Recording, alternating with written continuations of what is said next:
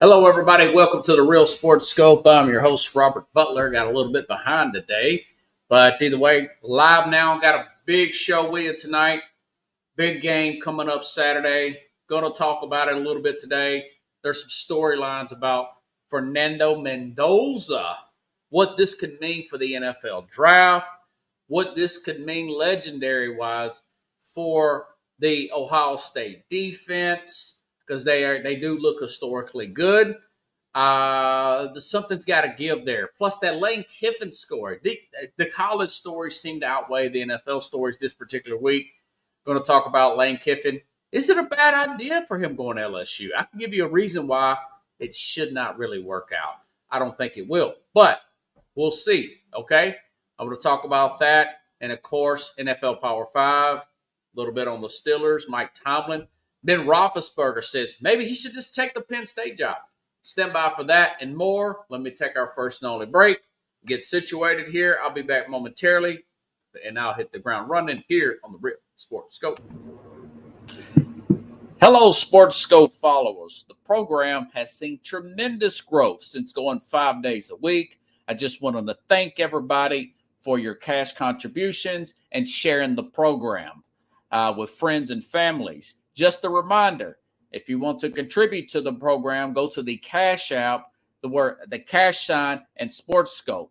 There are other ways to contribute to the program listed at the bottom of the screen. If you want to advertise on the program, go to sports, that is sports with an S, another S, scope, SKOPE, at gmail.com, just like it's listed at the bottom of the screen. Thank you and enjoy the program. Alrighty then, folks. Sorry, I'm trying to get my screen adjusted here and I can't quite get it out. All right, now I'm back here live. Like I said, I'm gonna do it a little bit unorthodox today. Just got a feeling this Lane Kiffin leaving for LSU and saying that on his way out at Ole Miss that people try to run him off the road on the way to the airport, and I'll play you that bite. And just everything related to that. That just seems like a huge story. It's fascinating. Normally, I would start off with an NFL story, but this has just gotten my ear as soon as this happened, folks, on, what was it, Sunday afternoon when all this came down. There were talks about maybe him taking that Giants job. You know what it is. Well, if you don't, I'm telling you now, there was a lot of speculation also about him. And I said this, I thought maybe the Florida job, right?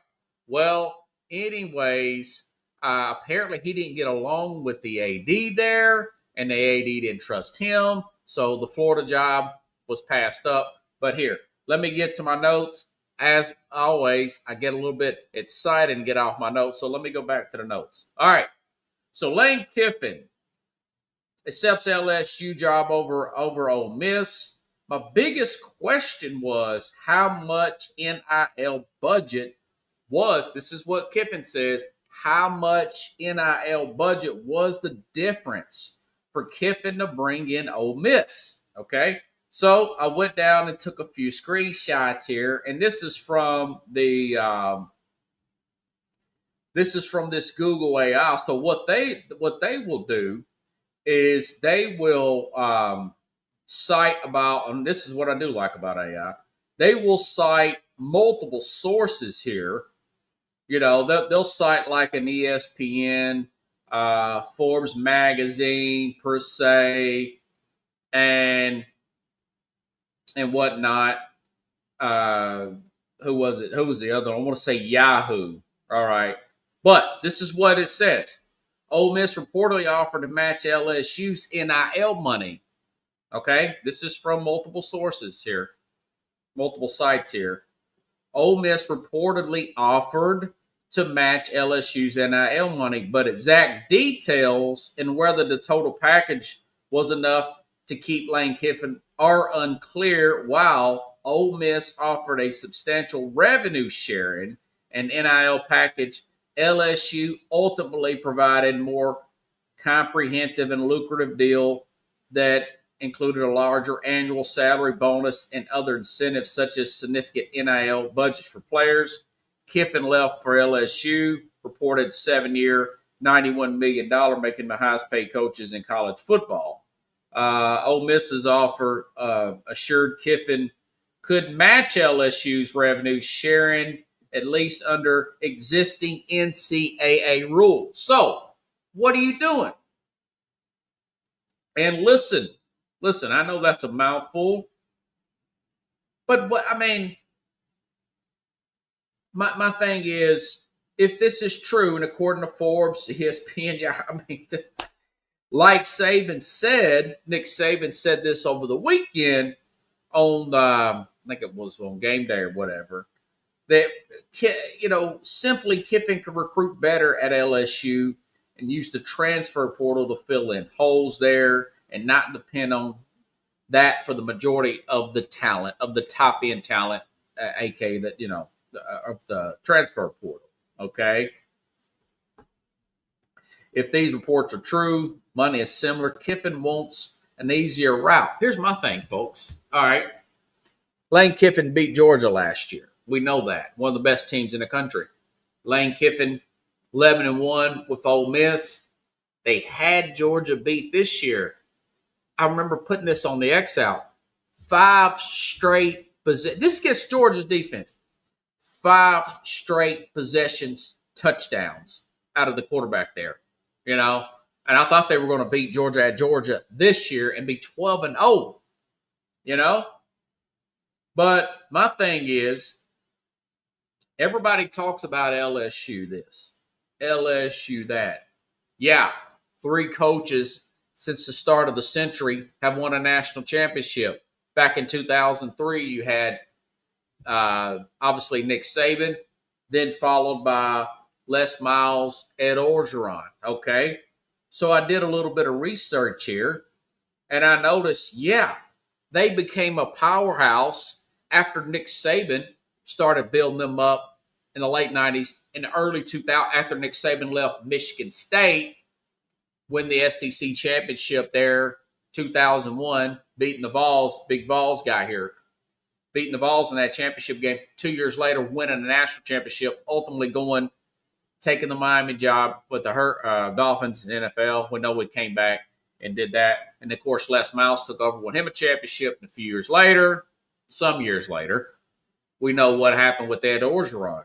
Okay, so you're saying, why are you saying this stuff, Robert? Well, just a little bit of research. When was LSU?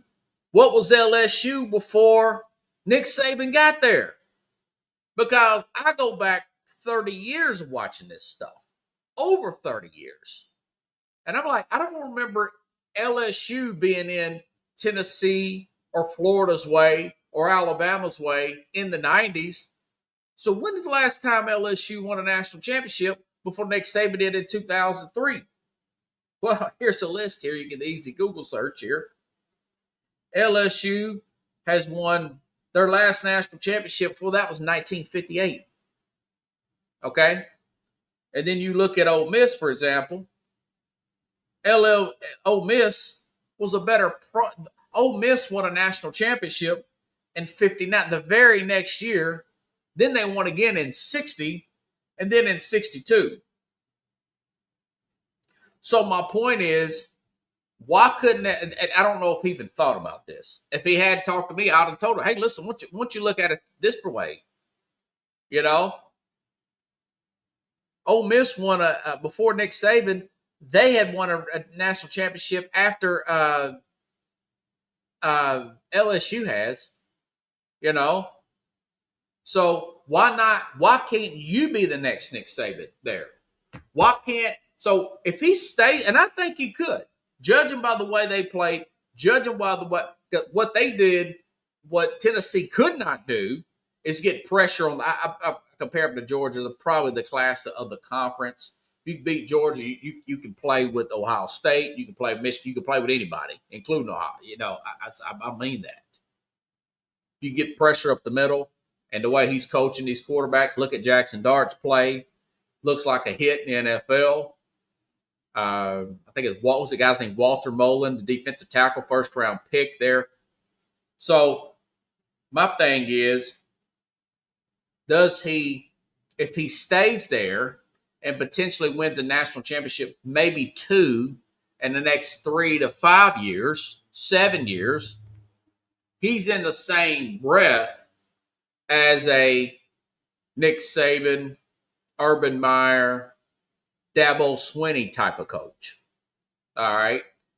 Now that he runs off to LSU and wants to go the easy route, wins a national championship there, then he's into the breath of a Les Miles, Ed Orgeron type. You see what I'm saying? So my thing is, why didn't you just build it up there? Why didn't you just build it up at Ole Miss and turn Ole Miss into the new LSU? Why didn't he have that foresight? You know? So he says it was a rough, it's a tough decision, and the fans are passionate, and let's see how they took it here. I found some video here off of TikTok here. Listen up.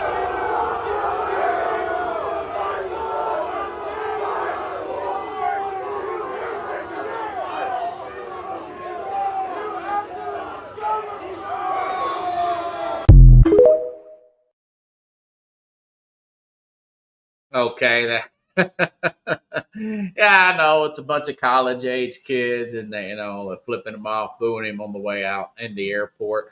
Now, Kiffin takes it a step farther, and he says they were trying to run him off the road.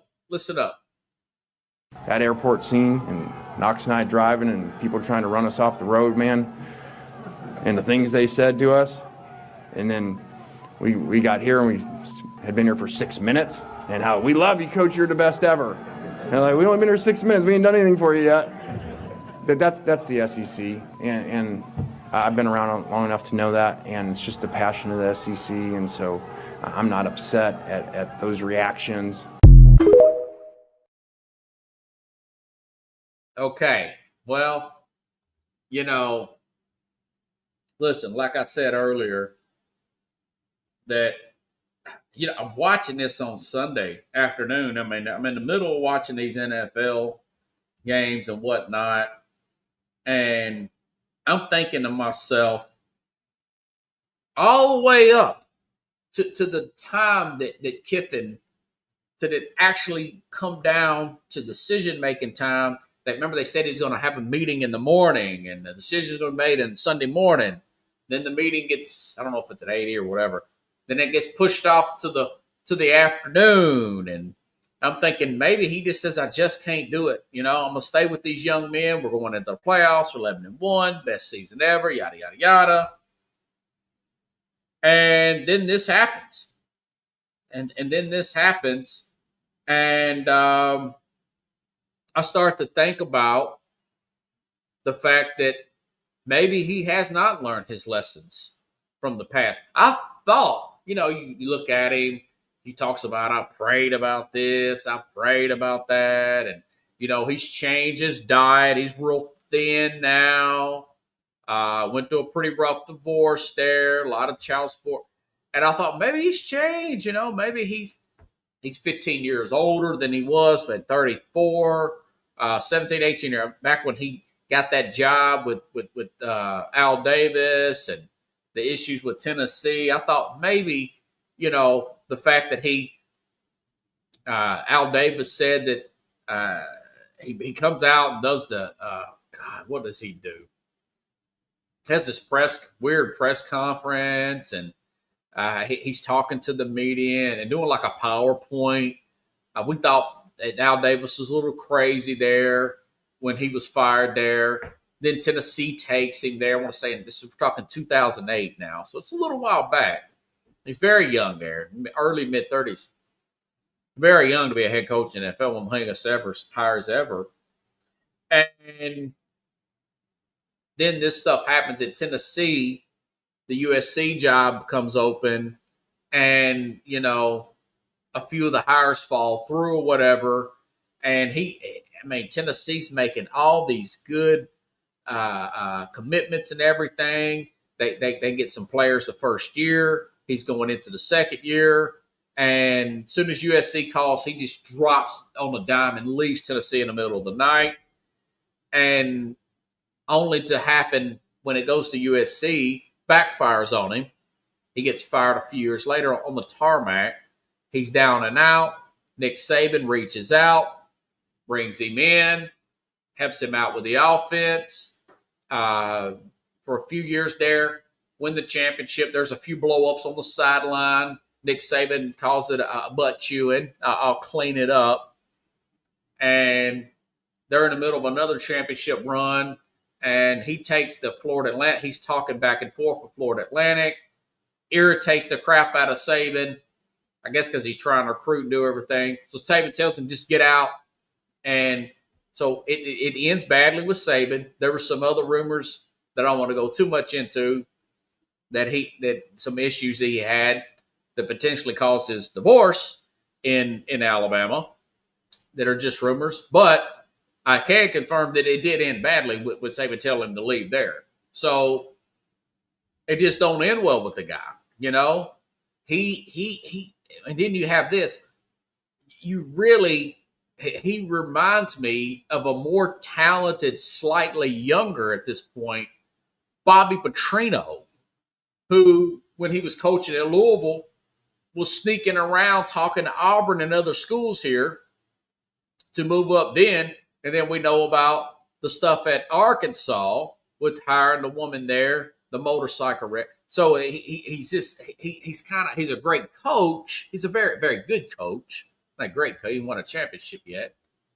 But he's a skeevy person. You think maybe he's grown out of that and all that. And I say all that after this, and I'm telling you, this feels like bad karma. You know, I'll tell you right now, I don't think he's going to win a national championship at LSU. I think in 3 years they're going to fire him. I just don't. And if I'm wrong, I'll say I'm wrong. I'll admit I'm wrong. Been wrong a lot of big things. Wrong about the Deshaun Watson trade with the Cleveland Browns from the Cleveland standpoint. I just think that you saw what happened when LSU hired Brian Kelly away from Notre Dame, and it looked like that LSU is going to go off and win national championships, and Notre Dame was going to fall into an unknown, you know, like they have before in the past. But you look at what happened there. Brian Kelly gets fired, and Marcus Freeman left to take over, and Notre Dame goes to the national championship game, and now he's in the playoffs again, you know, just a few short years later. So this feels like bad karma. This does not feel like he's going to win there. Now, maybe he does, and maybe his philosophy is he's going to win multiple national championships, and he's going to be seen as a Dabo Swinney, an Urban Meyer type, which, in a sense, if he does, you can really compare him to Urban Meyer because it didn't end well with the off-the-field stuff at Florida. It didn't really end well there at Florida. You know, he had a lot of bad off-the-field issues there with the players, per se. And then, of course, at Ohio State, had to retire a little bit premature there because of him trying to hide some stuff with some domestic issues with one of his assistants or whatever there at Ohio State. And then we know it was a total disaster with Urban Meyer, with the Jacksonville Jaguars, with the team, and of course, not flying back with the team, and the stuff with the woman and the bar and the pictures and all that, and one and done, fired after one and done. Very, very much a disaster there for Urban Meyer. So maybe he is compared to if he goes on to win. Now, he cannot be compared to Urban Meyer if he don't win national championships. But this thing feels like bad karma, and I just get a sense that it's just not going to work out for him. They're going to have to buy another coach out they're going to have to just go out. And like I said earlier at the beginning, just find a young, hungry coach, a younger, hungrier coach there. Maybe like a Summerall, who's the coach now at Florida, from Tulane, somebody from one of these smaller schools, since you've already got the reputation of being a national powerhouse. So we'll see how this thing plays out. I don't think it will play out well for Lane Kiffin. I thought this was a fascinating story. I just could not hold myself not to open up with it. I know there's a lot of NFL news out there, but sorry, it was just really irking me to talk about that Lane Kiffin story there because he was being talked about for the Giants job, perhaps, because he coached Jackson Dart with the New York Giants. Okay. Where should I go now? Dun, dun, dun, dun, dun. I tell you what, I'll go to my NFL story. I'm not going to get to everything today. Got in a little bit later. But tomorrow, the games we didn't cover, we'll cover in a recap tomorrow. It's a lot to cover. Covering a recap tomorrow with the Mad New Yorker. And, of course, we'll pick this week's biggest games. And, man, we got some whoppers coming up on Saturday and Sunday, okay? But there was an interesting story I read today. Ben Roethlisberger said on his podcast recently, Mike Tomlin would be a good fit at Penn State. That's the other big job that's left open. We got Summerall going to Florida. We got Lane Kiffin going to LSU. I think they're going to, I want to say LSU's, or Ole Miss is keeping the defensive coordinator there. And, of course, Charlie Weiss Jr. is going to come back and coach there. That'd be interesting if Ole Miss can just keep him there, by the way. The son of Charlie Weiss, keep him there at Ole Miss. So there's all kinds of storylines there. So Ben Roethlisberger, in light of course, after the beatdown that the Bills, with two right and left tackles out against that highly compensated, desperate Pittsburgh defense at home, beat them like a drum. Roethlisberger says, hey, maybe Tomlin should just take the Penn State job. You know? And listen, like I said, with the Bills having one of the worst run defenses, bottom third of the league in the NFL, and you get a guy like I can't even remember the running back's name. I ended up taking him on fantasy. The running back there for Buffalo with two tackles out. These are, especially their left tackle. Was it Deion Dawkins? The left tackle Buffalo. James, whatchamacallit there. I almost had it there. It was on the tip of my tongue. Runs wild, 180-something yards rushing on Pittsburgh. And, of course, couldn't get any real pressure on Josh Allen there. And they lose again. So this team, and he's saying this because he's saying what everybody else is thinking, or people like me have been saying here for the last 2 years, is that he's done just enough not to get fired, Tomlin. They haven't won a playoff game since 2016. And you're looking back at the fact that this team is high speed, like I said, most money spent on defense. Brought in Rodgers, made that big move and got DK Metcalf, moved George Pickens, and he's balling with the Cowboys here. And you got, it's cold weather outside. Aaron Rodgers, who's 42 yesterday, I think. Happy birthday, Aaron Rodgers, with this big cast on his wrist. And it looked like I feel like an idiot for picking the Steelers to win that game. You know? Because I figured they're at home, banged up offensive line. I knew the issues that the Bills had coming in. And, of course, none of that worked out. None of that worked out. And, of course, yesterday, today's Wednesday, yesterday, they cut one of their big free agent acquisitions, Darius Slay, and now he's signed with the Buffalo Bills. So, Roethlisberger is saying the inedible. It's gotten stale there. He should move on from Pittsburgh, and really Pittsburgh should move on from Tomlin, okay? And you look at the team, guys like T.J. Watt, love Cameron Hayward, love T.J. Watt, 32-year-old T.J. Watt, who's very frustrated with what they gave him a lot of money in the offseason, like that's going to solve a bunch of problems. And, love Cameron Hayward, a big watcher of Sports Scope, but he's 35, and then Watts post 30. And I mentioned Slay's about 34. He's already been cut. Jalen Ramsey's in his 30s. He's fighting and players spitting on him and stuff. And who was it? Jamar Chase was suspended for spitting on him. So it's just one big disaster. I said they go about 11-6 and they would fade in the playoffs. I don't even know if they're going to go to 11-6. They got to play at the Ravens this weekend. The Ravens ain't that great. But he's got 2 years, 2 more seasons left on this contract.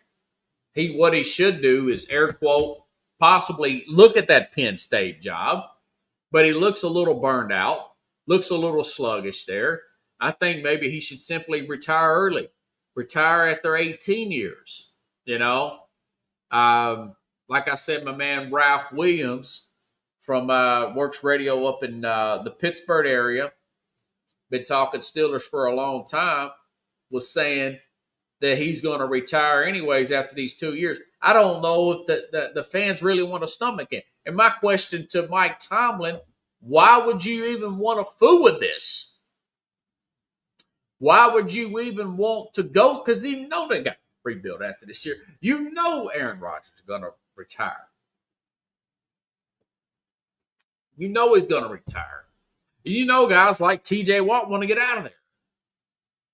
I mean, what are you going to do? You got all these older players. This team needs a total rebuild. They can't run the football. They got some pieces on the offensive line. They got a right tackle I like. The left tackle was hurt. I think I'll hire Arthur Smith, the offensive coordinator, who's not any good as an offensive coordinator.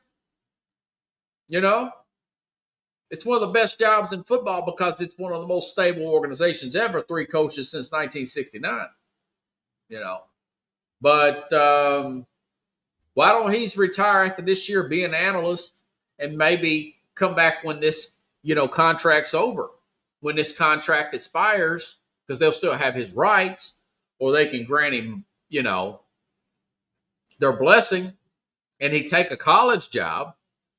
Of course, if he retires for just 1 year and takes an NFL job, they still have his rights. Somebody would have to trade for him. Or the Steelers could simply just let him out. I don't know. 2 years, not a long time. He's not an old guy, per se. I think he's like 60 or so. He's not very old. He's not Bill Belichick old. He's not Pete Carroll old. But that team's been stale for a while now. They were put together for one last run. He's going to retire anyways. It's not worked out. It's not going to work out. I think he should this year. And you got former Steeler greats saying maybe just take the Penn State job. Go out with a little dignity. I don't know if he wants to do that, but it's interesting to see how it would look at. But maybe the Rooney family says, something? Maybe you should take that job. Kind of push him out the door with a little dignity there and a little appreciation for what he has done, not having a losing record, yada, yada, yada. But the team's stale. You already know what's going to happen in the playoffs. They're going to get destroyed like they do every single year, if they even make it this year. So that's my one NFL story. Let's go with the Power 5. Listen, this is just a snapshot. As I said before, I don't think, as good as the Rams are, at times, Denver looks really good. Chicago, New England, there's just no dominating team. I think whoever gets hot down the stretch and whoever's the healthiest is going to win it this year. I've said that. So let's start my Power 5 here. Seattle is still in fifth. Had a big shutout win there. I know it was against a third-string quarterback there with Minnesota. But Sam Darnold is in a little bit of a slump, though. Took 4 sacks, no touchdowns, 128 yards in a supposed revenge game against Minnesota. But Seattle did get the shutout, like I just said. Young defense coming into his own. 9-3, third in points allowed. Any given day can beat anybody. I think Seattle still a tough team here. 9-3, they're a wild card team technically right now. Got them in at number 5. Number 4, they've made it into my Power 5 this week after beating the Philadelphia Eagles, the way Al Michaels would say it, which I think he called the game, him and Kirk Herbstreit on Friday there, if I'm not mistaken. Chicago, the number 1 seed in the NFC, coming off a big solid wire-to-wire win at Philadelphia. Maybe the best skill group in the league with Rome Odunze, DJ Moore, Colston Loveland, Luther Burton, DeAndre Swift. And now the Bears have got Jalen Johnson back at cornerback, and you started to see that in last Friday's game against the Philadelphia Eagles, getting that cornerback right.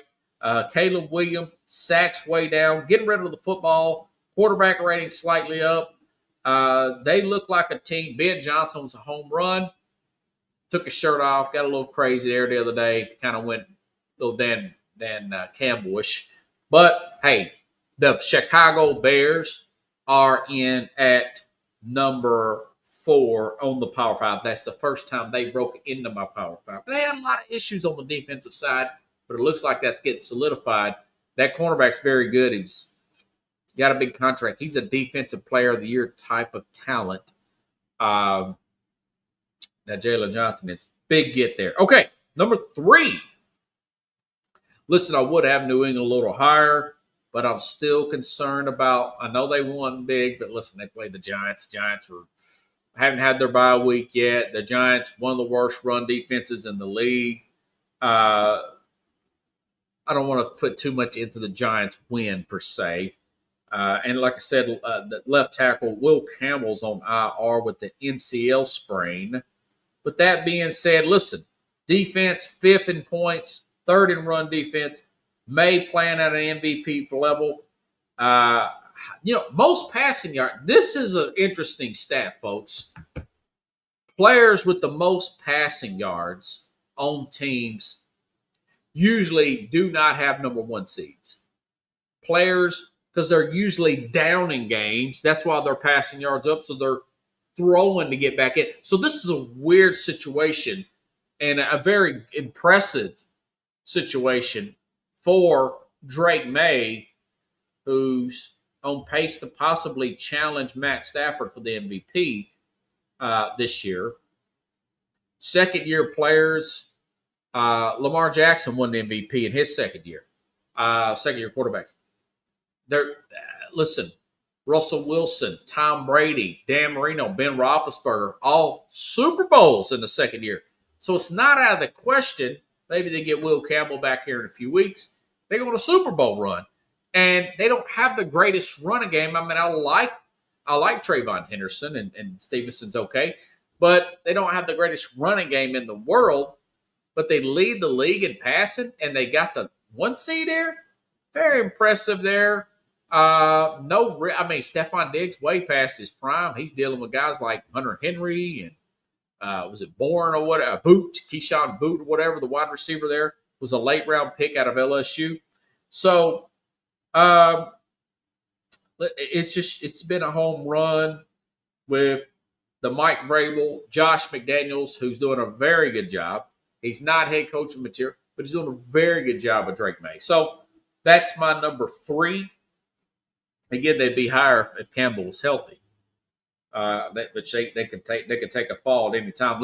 I'm curious to see once Buffalo potentially gets Ed Oliver back, how they would match up in those two tackles again with Buffalo,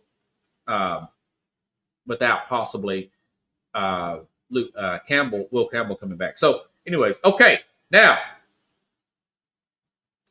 number 2, Denver. Denver also has a big time player coming back, Patrick Surtain. Remember, he's been hurt the last few weeks. He's back, returning defensive player of the year. I know, and listen, they lead NFL in sacks. Very good defense. I know Bo Nix isn't all world, but he don't make mistakes late. They win a lot of games late. I know that could be dangerous. They could be one and done. But listen, they're playing tough football. They're playing fearless football. They're well coached there. Sean Payton doing a very good job. They were in the playoffs last year. You can't call them too much of a fraud. It feels a little bit like it, but you can't really lean too much into that. They're 4th in points. Listen, it is what it is. Lead NFL in sack, 5th in total defense, 4th in points. Bo Nix, no mistakes late. Got them in at number 2, and I think they got the 2 seed in the AFC. They're leading the AFC West. And, of course, number 1, the Rams. Listen, got a little flat last week, okay? Rams coming off 2 big wins. Big wins. Airtight game that they played against Seattle. Win that one by 2 points or something like that. Seattle misses a field goal. Then the very next week, highly emotional game against a NFC South leading Tampa, primetime game. Destroys Tampa with that defense. Even Baker Mayfield even gets hurt in that game. And they come east, early start time against a Carolina team who got humiliated by the 49ers on a Monday night. They come in a little flat-footed from the defensive side of the ball, and they got beat. But that being said, Stafford still the MVP favorite. Defense, not a lot of injuries. Still say they're going to be rock solid. Still would be my favorite to get to the Super Bowl if the playoffs start today, especially with Eagles reeling. Eagles out of top 5. The way they played Friday, two-game losing streak, you don't know what you're going to get out of that. I just cannot put them in the top 5 right now. They're lost right now. And they got to get it together. They got to go play the LA Chargers this weekend. So, number 1, Rams. Number 2, Denver. Number 3, the New England Patriots. Number 4, Chicago. May have Chicago a little bit higher. I know they're the 1 seed in NFC, but Caleb Williams is still a little shaky out there. He's got under 60% completion percentage. Let's see how they play going forward. So number 4, Chicago, and of course number 5, Seattle rounds out my Power 5 this week, folks.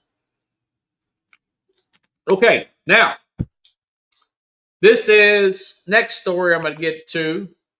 Now I know it. You say, well, it's another college football story, but listen. This Indiana Ohio State game, I mean, I just cannot help to talk about it. So Brian Hartline, I think he says he's the offensive coordinator for Ohio State. I think he's going to take the job. I want to say South Florida or something. Hartline, I want to say he actually used to play for the Tennessee Titans here as a player. Since then, that's been years ago. Bounced around in the college game and got up to a job at offense coordinator, Ohio State. I'm going to say he's got a South Florida job, so he's moving up in his career. Could this be a potential distraction for him as they prepare for the postseason? Ohio State, big win. Congratulations against Michigan. I mean, you beat a true freshman quarterback there. I mean, this is Sharon Moore-led team. And a true freshman quarterback with that loaded defense, you should have won. Said you would win. Said you went about 23-13. It was 27-9. I wasn't off. I was up about 4 points off there. So, anyways, big game here. A lot of talk about how good is Ohio State's defense. Is this defense statistically, is this as good as, say, the 2001? Because they've got 2 first-round picks here. They got a linebacker edge rusher here that I know been talked about. I didn't get his name, but him and Downs, of course, the safety, likely locks on the that's just the defensive side of the ball. Not to mention Carnell Tate, Jeremiah Smith, likely locks when they're ready to come out. I know Smith can't come out this year. First-round picks on the offensive side of the ball. And Julian Sands got a 78% completion percentage, But my thing is, this game, number 1 and number 2, the true number 1, true number 2, both undefeated, coming in to this game. This reminds me of Florida and back in 2009 with Tim Tebow. Florida with Tim Tebow playing that Nick Saban team who had beat them in the SEC championship game the year before. Nick Saban takes over, I want to say, in 2007. Gets the guys in shape, brings in a lot of players, plays well early, falls apart late. 2008, goes undefeated regular season, comes up short against Florida in the SEC championship game. 2009 comes back strong again, beats Florida. That was a really hype coming in that game. I remember getting the pizza and everything with my dad and everything. That was a big game. Beats Florida again. Tebow's crying and everything. And I think that was the game where Urban Meyer started talking about leaving. He had heart issues and everything. Carlos Dunlap gets a DUI before they. I mean, just all kinds of drama there. But the hype on that conference championship game, I haven't really read into that much hype since this game. This is what this game, because you got Ohio State, looks to be dominant, but who have they really beat? They beat Texas at the beginning of the season, 14-7. Okay, that's a good win. Remember, Texas ranked number 1. But remember, Texas was beat by Georgia by, 35 points later on? They were beat by lowly Florida. They got a big win at A&M, but how good really was Texas? And they also beat Illinois, but this Indiana team beat Illinois like 63-10. It was a ridiculous score, but Illinois is ranked pretty high. So, and then, like I said, they beat a true freshman quarterback that led Michigan. Who'd Michigan beat? Nebraska? They got beat by the USC by 17 points. And USC's been ran by Notre Dame. And then Oregon beat the crap out of USC. But then you look at Indiana's schedule. Indiana goes up to beat Oregon by 10 points in Eugene, Oregon. And they beat Illinois. Like I said, they stomped the crap out of Illinois. And in between that, they beat this Iowa team that's pretty decent, in a sandwich game. Now, you could say, well, they struggled against Penn State. Yeah, they did. I think that Penn State game was at the end of the season, the last 3 weeks. And you just think that they're kind of coasting. They had Maryland. I'm talking about Indiana now. So I say all that because on Monday, Indiana's 6-point underdogs to Ohio State in this Big Ten championship game. Okay. Now it's like, depending on what book you look at, whether you're looking at ESPN, what they put, I think, which is DraftKings, they don't have their own bet thing now. Or you look at a FanDuel per se, that point spread is down to 4 or 4.5, depending on what book you look at, So I say that this is a big game for NFL scouts looking at Fernando Mendoza, which the Athletic right now, and there's other mock drafts, by the way, including the Field Yates and the Mel Kiper. The last I heard with them, Fernando Mendoza, number one mock draft pick right now, pending who gets him, whether it's Tennessee, who get that pick, per se, Tennessee, the Saints, whoever, right? And you got him sitting there with 32 touchdowns, 5 interceptions. Not a lock for a Heisman, and hadn't had that big moment yet. Although he destroyed Purdue, but they're Purdue. Then you got Julian Sayin on the other hand here, 78% completion percentage, similar numbers, but he's throwing, like I said, two lock first-round picks, wide receivers, Carnell Tate and Jeremiah Smith. Okay. So Titans fans are going to be watching this game in anticipation because you like the Tennessee Titans up here with that number one overall pick. And you got to be looking at a guy like Mendoza and you think to yourself, is this guy with these numbers, if he tears it up, what if they win close? What if they win? And he has a good game. He don't have a great. What if they win and he's 20 of 25, 2 touchdowns, no interceptions, and it's 27-24? What if that happens? And you look at a guy like Cam Ward who's got under a 59%. Do you keep him? You know? So that's a good problem for a Tennessee, possible Giants or whoever gets that pick, to have right now. So scouts, a lot of scouts are watching this game because of the hype on the Ohio State defense, because how good he's played, but also how good they've played defensively, in this particular game coming up this weekend. But like I said, I mean, if you want to keep Ward, maybe the Tennessee Titans could get some, they could get some draft capital for Ward if they traded Ward. If they wanted to keep Ward, which I think they probably do at this point, but you got to do your homework and work the guy out. All this comes up on this week. You say, well, it's already been set. Well, but this is that top-notch defense right here. And the owners are watching this game coming up Saturday night. Scouts are watching this game. General managers watch this game. Fan base is going to be calling in, radio stations, going on shows like mine, podcasts, NFL shows, college shows, you name it.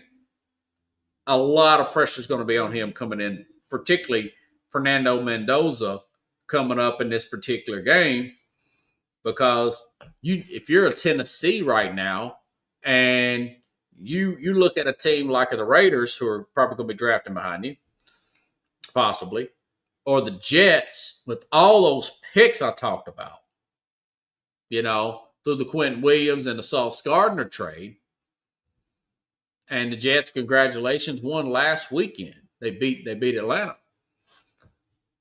I mean, how much would they give up for to move up to 1 to get a guy like a Mendoza, who's got about 19 starts under his belt, plus would be prime ready, 22 years old, to make that jump.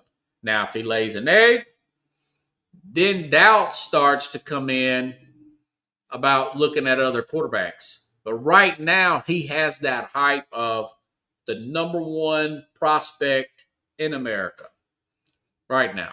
And his stock did go up a few weeks ago when they came back late. That last-minute drive looked like an NFL drive in the Penn State game. Per se.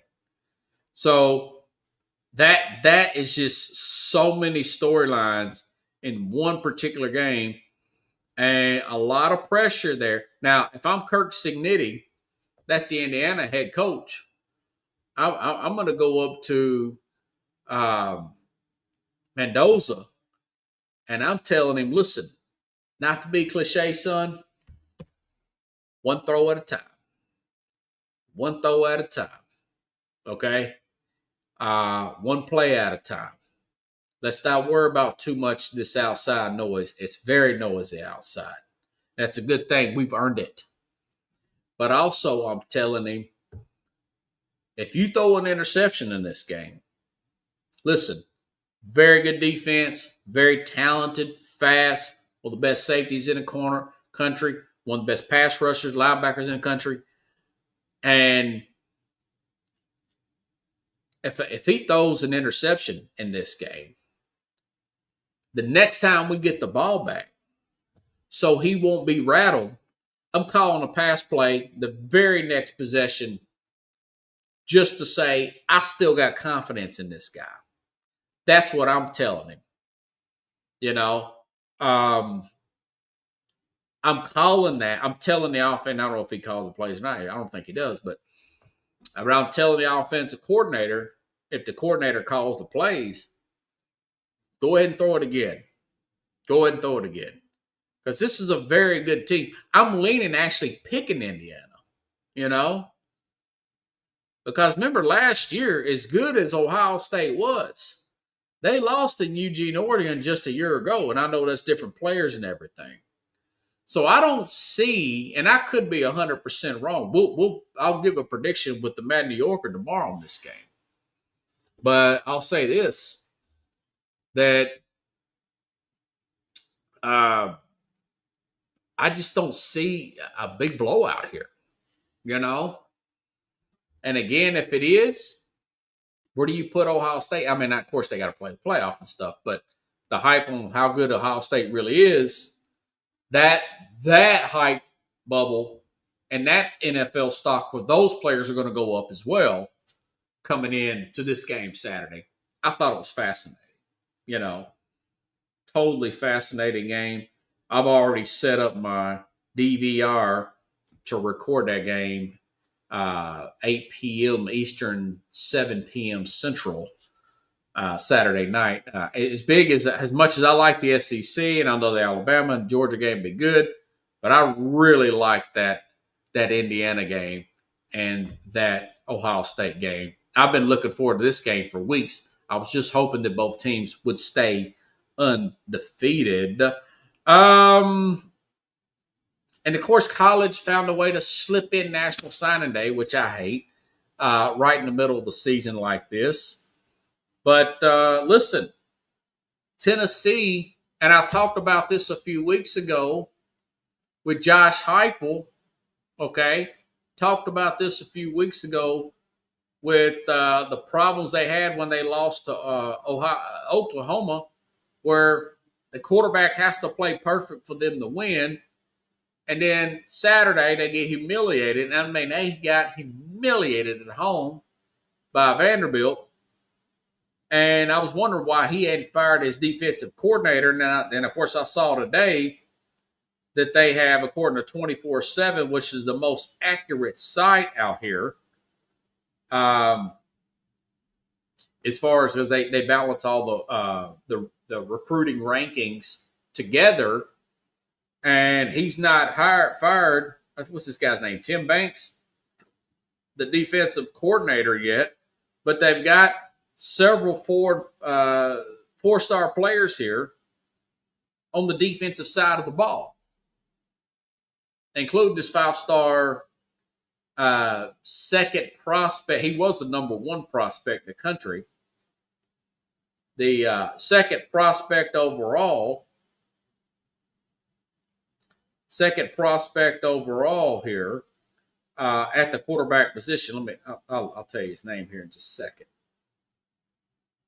But now they're saying they're number 7, so it keeps going up and down.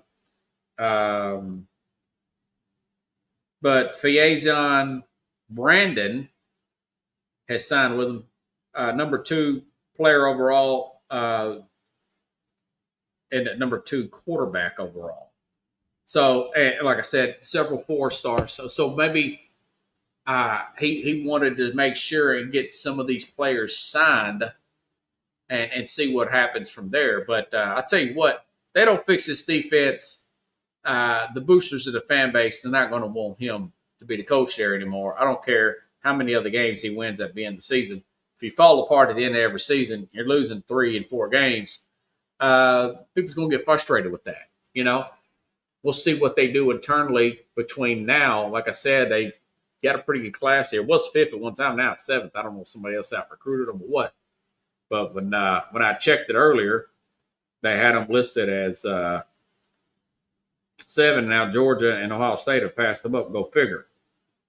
But they've got 10 4-star players, 2 5-star players. So they got an offensive tackle there. It's a very good. That's a very good class there. And of course, topping out the top 5 here was USC of all teams. Got the number 1 class in the country, followed by Oregon, Notre Dame, Alabama, Georgia at 5, Ohio State at 6, Tennessee at 7. Like I said just a few hours ago, they're number 5. So I don't know what happened. I guess these other teams got some other late signees commitment. I think they have another one coming up in February. I haven't understand that about college signing day. They used to have it first Wednesday in February, and then they changed it up. So, anyways, thought I may be short on material. I'm right at 56 minutes. Folks, if you like the show, share the show. I'll be back tomorrow. I'm going to study that game a little bit more. Indiana and Ohio State, a little bit more there. I don't know. That's going to be a good one. Of course, we'll talk about 5 biggest games in the NFL. Talk about that as well. Big weekend coming up. Big college football. Big NFL weekend. I'm excited. I don't know about you. But I'll be back here with the Mad New Yorker. We'll be breaking it down. And possibly next week, Rich Ferris from Big Ten and Rich will bring his guys on. And we'll be talking about the college football playoff, breaking that down next week. So that'll be possibly 1 week from today. Have a good night, everybody. See us same time, same place tomorrow here on The Real Sports.